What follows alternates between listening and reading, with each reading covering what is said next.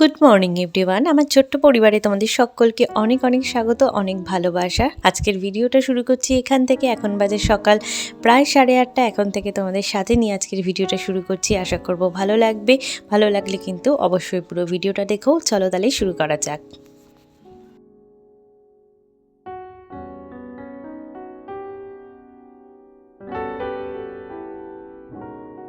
প্রতিদিনের সমস্ত কাজ সেরে নেওয়ার পর এখন এসেছি কাচতে। অবশ্য সমস্ত কাজ মোটামুটি হয়নি। সকালের যে চা করা থাকে সেগুলো সব করে টোরে নিয়েছি। তারপরে মুখ টুক ধুয়ে চলে এসেছি আগে জামা কাপড় কাচতে। বৃষ্টির জন্য তো জামা কাপড় কাচিনি, একদিন ছিল আর মেয়েটারও শরীর খারাপ ছিল, সেই দিন জামা কাপড় কাচতে পারিনি।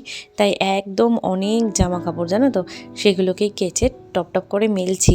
তাড়াতাড়ি যদি না মেলি ওয়েদারটা একবার ওঠে রোদ, একবার ওঠে কেমন যেন মেঘলা করে থাকে। তাই ভাবছি আগে কেচে মেলবো ভালো করে চিপড়ে, তারপরে অন্যান্য কাজ করব। তার আগে অন্যান্য কাজ কিচ্ছু করব না, না হলে এই জামা কাপড় শুকিয়ে উঠতে পারবো না। কি বলো তো, রোদটা যদি করা হয় না তাড়াতাড়ি শুকিয়ে যায়, তখন দেরি করে কাচলেও অসুবিধা হয় না। কিন্তু এই মেঘলা মেঘলা ওয়েদার যদি সকাল থেকে ঘুম থেকে উঠে দেখি না, তখন আমার চিন্তা মাথার মধ্যে ঘুরতে থাকে কতক্ষণে আমি কাচবো আর আমার জামা কাপড় শুকাবে। এই চিন্তাতেই আমি একেবারে সকাল সকাল উঠেই চেষ্টা করি কাচার জন্য।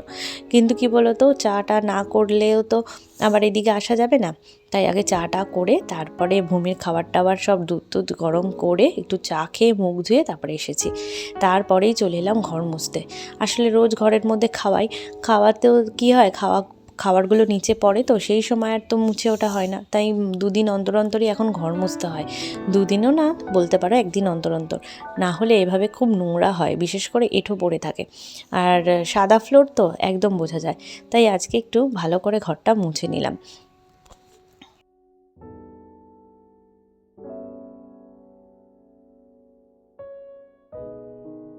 মেয়ে যত বড় হচ্ছে আমার ভিডিও করার ইয়েটাও অনেকটা দেখছি কমে যাচ্ছে। আর এদিকে আমি ভিডিও মাঝে মাঝে ভয়েস ছাড়াই দিয়ে দিচ্ছি, কিছু করার নেই, এডিট করে উঠতে পারছি না। আসলে কি হয়, বিকেলে ওকে নিয়ে পড়াতে বসি আর তারপরে নিজের কিছু বেশ কাজ থাকে, সেসব করতে করতে আমার আর এডিট আর ভয়েস দিয়ে ওঠা হয় না। আর ভয়েস দেওয়ার জন্য তো ছাদে যেতে হয়, শীতে ছাদেও যেতে পারি না, তার জন্য ভয়েস দিতে পারি না। তাই কিছু কিছু ভিডিও ভয়েস ছাড়াই ছেড়ে দিচ্ছি। তোমরা কিন্তু অবশ্যই ভিডিওটা দেখো।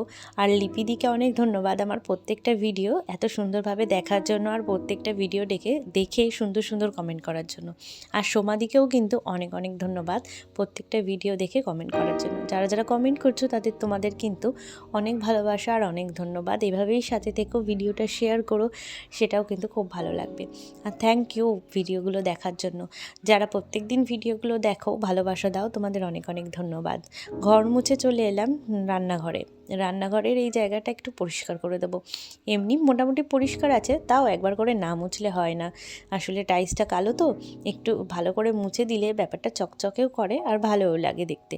তাই একটু রান্নাঘরটাও মুছে দিচ্ছি। অনেক দিন দেখি যে মা বা বাবা দুজনের মধ্যে কেউ একজন মুছে রাখে, তাই আমার আর বেশি মুছতে হয় না। কিন্তু আজকে খেয়াল করলাম মোছাটা হয়নি, অন্যান্য কাজে হয়তো সবাই ব্যস্ত, তাই আমিই ভাবলাম আমি মুছে দিই, ভালোই হলো। আমার বেশ এই রান্নাঘরটা মুছতে ভালোই লাগে। আসলে কি বলতো, কোনো সার্ফের ঝামেলাতে যেতে হয় না, তো হালকা একটু ন্যাকড়াটা ভিজিয়ে ভালো করে মুছে নিলেই কিন্তু একদম পরিষ্কার হয়ে যায়।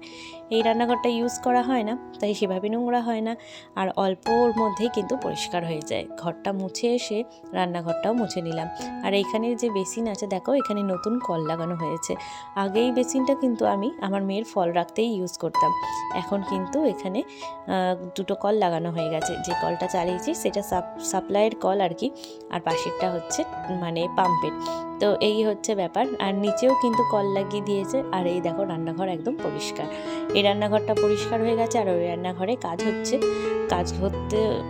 কাজ বলতে রান্না হচ্ছে, আর উনুনেও রান্না হচ্ছে। এখন শীতের মধ্যে কাঠ টাট আছে মোটামুটি ভালোই, তাই একটু রান্না টান্না হচ্ছে। আর এখন হচ্ছে মাছের ঝোল হবে।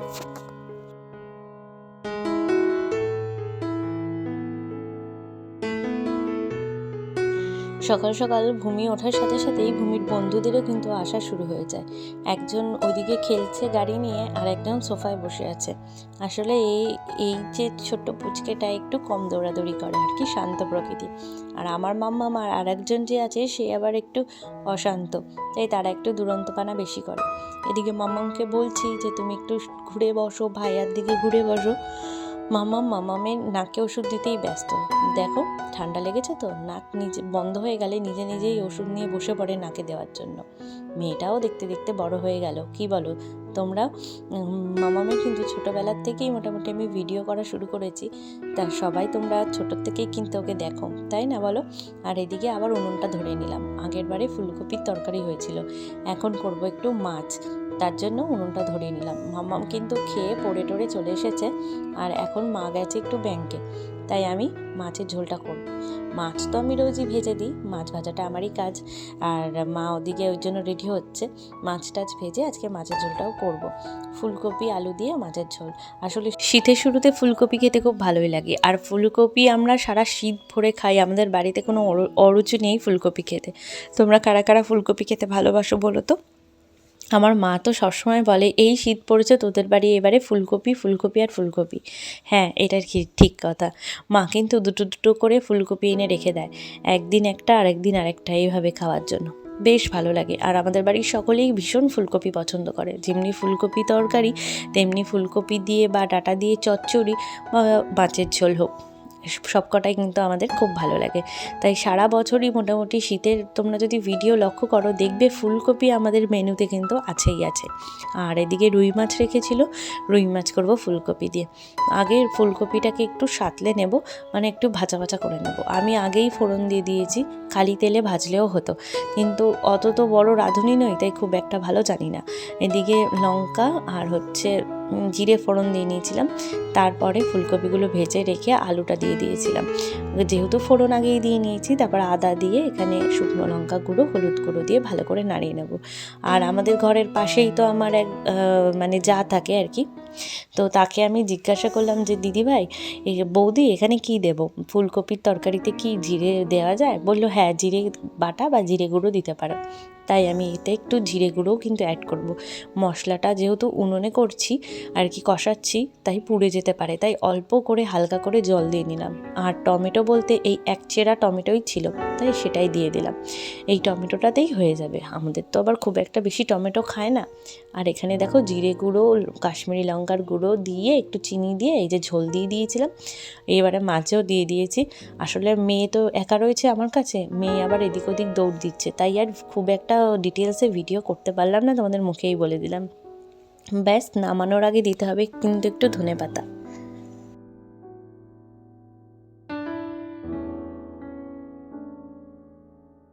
ব্যাস, ধনেপাতা দিয়ে একটু জোরে জাল দিয়েই নামিয়ে নেব। আর আজকের ভিডিওটা এই পর্যন্তই থাকলো, আশা করবো তোমরা ভালো আছো। শীত তোমাদের খুব ভালো কাটছে, তেমনভাবে শীত যদিও বা না পড়ে থাকুক, কিন্তু শীতের যে শুরুটা সেটা কিন্তু বেশ ভালোই লাগে।